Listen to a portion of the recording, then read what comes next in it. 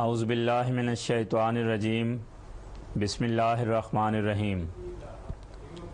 ناظرین کرام، ختم نبوت کے مسئلہ کے متعلق پروگرام لے کر ہم آپ کی خدمت میں حاضر ہیں۔ اس سلسلے میں آج ہمارا یہ تیسرا پروگرام ہے۔ اس سے پہلے دو پروگراموں میں ہم نے آیت خاتم النبیین پر سب سے پہلے پروگرام میں گفتگو کی، اس کے جو مختلف تراجم ہوتے ہیں وہ بتائے اور ان سے جو نتائج مترتب ہوتے ہیں، جو نتائج نکلتے ہیں، ان کا بیان کیا۔ اور دوسرے پروگرام میں قرآن کریم سے امت محمدیہ میں حضرت نبی پاک صلی اللہ علیہ وسلم کے بعد نبی آنے کا تصور جو قرآن کریم میں بیان ہوا ہے، ان کے متعلق بعض بنیادی آیات پیش کی۔ سلسلہ گفتگو جاری ہے۔ حسب سابق ہمارے ساتھ گفتگو کے لیے تشریف رکھتے ہیں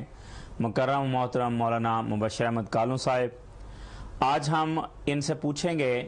کہ اس سلسلے میں قرآن مجید میں اور کون سی آیات ہیں جن میں یہ ذکر ہو کہ محمد مصطفیٰ صلی اللہ علیہ وسلم کی امت میں آپ کے بعد امتی نبی آ سکتا ہے اور اس کا تصور موجود ہے۔ تو کالو صاحب اس حوالے سے آپ بیان فرمائیں۔ قرآن کریم سورت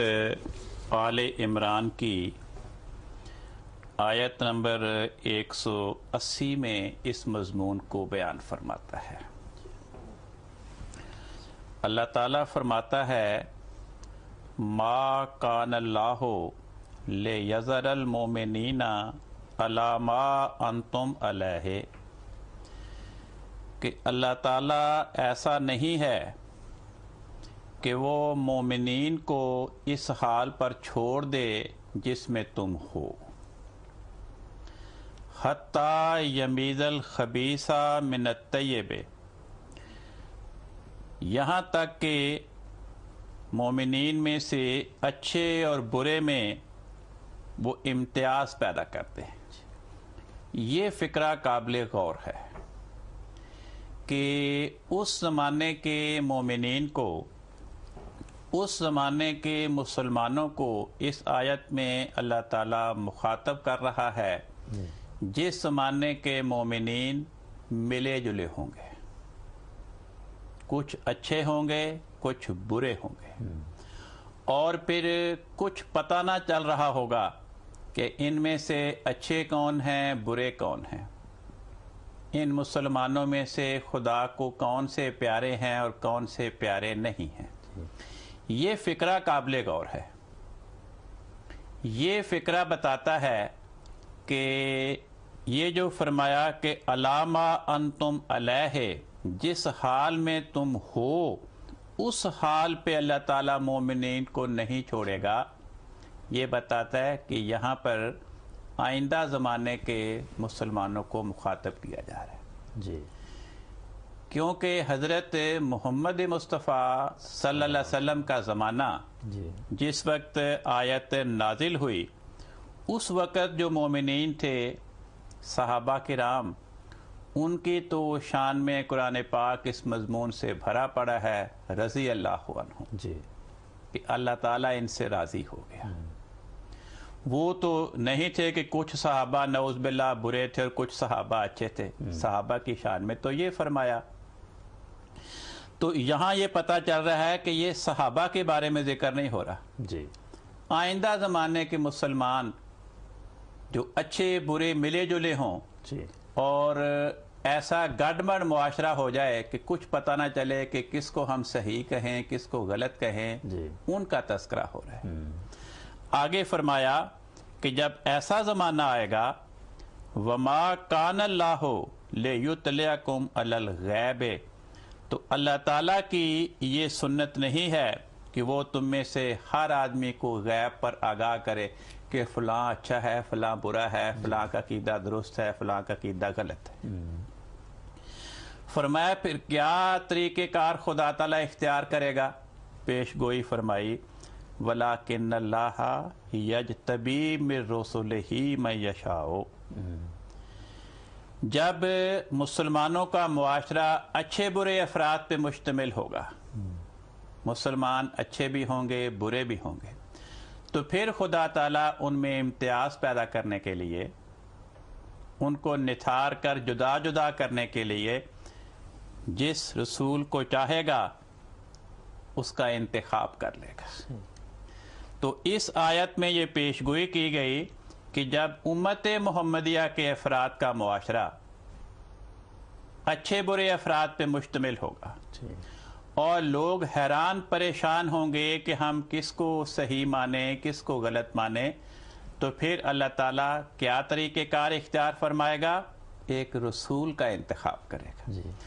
اس معاشرے میں سے جو لوگ رسول کو قبول کرتے چلے جائیں گے ان کا اچھا ہونا ثابت ہو جائے گا، اور جو برے ہوں گے وہ اس رسول کو قبول کرنے سے محروم رہ جائیں گے۔ تو اس آیت میں آئندہ امت محمدیہ کے اس زمانے میں جس میں اسلامی معاشرہ اس قسم کے افراد پہ مشتمل ہوگا، رسول کی بعثت کی پیشگوئی بیان کی گئی ہے۔ جی جزاکم اللہ، یہ بڑا واضح طور پر اس آیت سے یہی مستنبط ہوتا ہے کہ جب فرقہ بندی ہو جائے گی، مختلف خیالات کے لوگ ہوں گے، تو اس وقت پھر ان میں فیصلہ کرنے کے لیے کہ کون حق پر ہے، خدا تعالیٰ نبی بھیجے گا، نبی منتخب کرے گا، نبی چنے گا، تو اس کے ذریعے پتہ لگے گا کہ کون ہیں جو سچے ہیں اور کون ان کے مخالف ہیں۔ ایک اور انداز سے بھی اس آیت پہ غور ہو سکتا ہے، وہ یہ کہ دوسرا مفہوم اس آیت کا یہ ہو سکتا ہے کہ اللہ تعالیٰ اس آیت میں ایک دائمی بنیادی اصول بیان فرما رہا ہے کہ جب بھی کسی نبی کی امت کے افراد جن پر مومنین کا لفظ اطلاق پاتا ہو، جب بھی کسی نبی کے ماننے والے آپس میں اچھے برے معاشرے کے افراد بن جاتے ہیں، اور جب بھی کسی نبی کی امت میں اس قسم کا بگاڑ اور زوال آتا ہے، تو پھر خدا تعالیٰ کی سنت یہ ہے کہ اس نبی کی امت میں رسول مبعوث کیا کرتا ہے۔ تو اللہ تعالیٰ نے یہ ایک دائمی اصول بیان فرمایا، اگر تو ہماری امت میں ایسا زمانہ نہیں آئے گا جس میں امت کے افراد کچھ اچھے ہوں کچھ برے ہوں، تو پھر یہ اصول اور خدا کی یہ سنت ہماری امت پہ اطلاق نہیں پائے گی۔ لیکن اگر پیشگوئیاں بھی موجود ہیں کہ ہماری امت پر بھی ایسا معاشرہ آئے گا جس پر زوال کے حالات ہوں اور امت کے افراد اچھے برے ہوں، آپس میں اختلافات اور انتشار کی کیفیت ہو، تو پھر خدا تعالیٰ کی یہ دائمی سنت یہاں پر بھی جاری ہوگی، اور پھر ہماری امت میں گزشتہ امتوں کی سنتوں کے مطابق اللہ تعالیٰ رسول کی بعثت فرمائے گا۔ یہی وجہ ہے کہ حضرت محمد مصطفیٰ صلی اللہ علیہ وسلم نے بھی اپنی امت کو اپنے بعد مسیح نبی اللہ کے آنے کی بشارت دی۔ چنانچہ آپ نے فرمایا، کیفا انتم، اے مسلمانوں تمہاری حالت کتنی خطرناک ہوگی۔ پیش گوئی فرما دی کہ میری امت پر بھی خطرناک کیفیت آئے گی، جیسے اس آیت میں بیان فرمایا۔ یہ نہیں فرمایا کہ لوگوں کی حالت خطرناک ہوگی، فرمایا اے میرے ماننے والوں جب تمہاری حالت اتنی خطرناک ہوگی تم میں ابن مریم نازل ہوگا۔ کل بھی میں نے عرض کیا تھا کہ قرآن کریم نے یہ محاورہ ہمارے سامنے پیش فرمایا، حضرت رسول پاک صلی اللہ علیہ وسلم کی پیدائش کا مضمون بیان کرنے کے لیے فرمایا، قد انزل اللہ الیکم ذکر رسولا۔ یہ سورۃ طلاق کی آیت ہے۔ اللہ تعالیٰ فرماتا ہے اے لوگو، اللہ تعالیٰ نے تمہاری طرف نصیحت کرنے والا رسول نازل کیا۔ کیا مطلب؟ نصیحت کرنے والا رسول پیدا کیا، نصیحت کرنے والا رسول مبعوث کیا۔ تو حضرت رسول پاک صلی اللہ علیہ وسلم نے آپ کی پیدائش اور آپ کی بعثت کے بارے میں اللہ تعالیٰ نے جو لفظ استعمال فرمایا تھا قرآن پاک میں، وہی لفظ